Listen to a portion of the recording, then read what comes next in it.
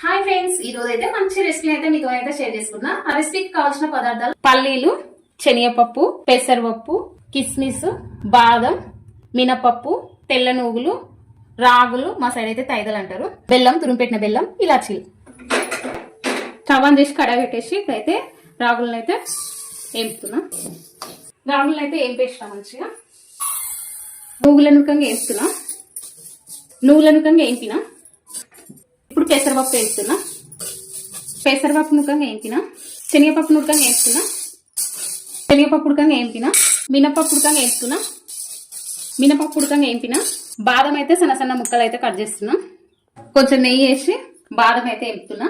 ఇంట్లో తయారు చేసిన నెయ్యి, ఫ్రెష్ నెయ్యి. బాదం అయితే వేపుతున్నా. కిస్మిస్ అయితే వేపుతున్నా. కిస్మిస్లు అయితే నెయ్యిలు అయితే మంచిగా ఫ్రై అయినాయి. ఇప్పుడైతే తీస్తున్నా. వీటిని అన్నిటిని అయితే మిక్సీ పట్టుకోవాలి.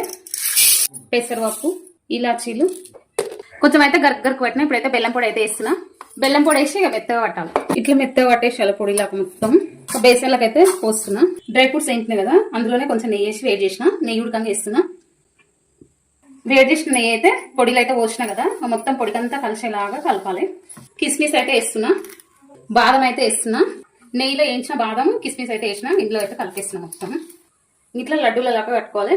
మన ఇష్టం వచ్చిన సైజులో కట్టుకోవచ్చు, చిన్న చిన్నగా కానీ పెద్ద పెద్దగా కానీ.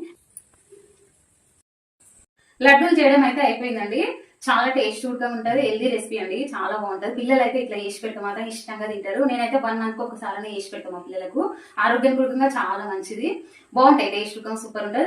ఇట్లా లడ్డూలు కాకుండా పొడితోడుకంగా ఒక డబ్బాలో స్టోర్ చేసి పెట్టుకొని తినొచ్చు. 1 మంత్ నిల్వ ఉంటాయి. టేస్ట్ మాత్రం సూపర్ ఉంటుంది. ఫ్రెండ్స్, ఈ వీడియో వస్తే లైక్ చేయండి, షేర్ చేయండి. మన ఛానల్ కొత్త విషయాలు అయితే సబ్స్క్రైబ్ చేసుకొని ఈ పక్కన బెల్ ఐకాన్ ఇచ్చిన మాత్రం మర్చిపోకండి. ఇంకా మంచి మంచి రెసిపీస్ తో మీ ముందుకు వస్తాం. బాయ్ అండి.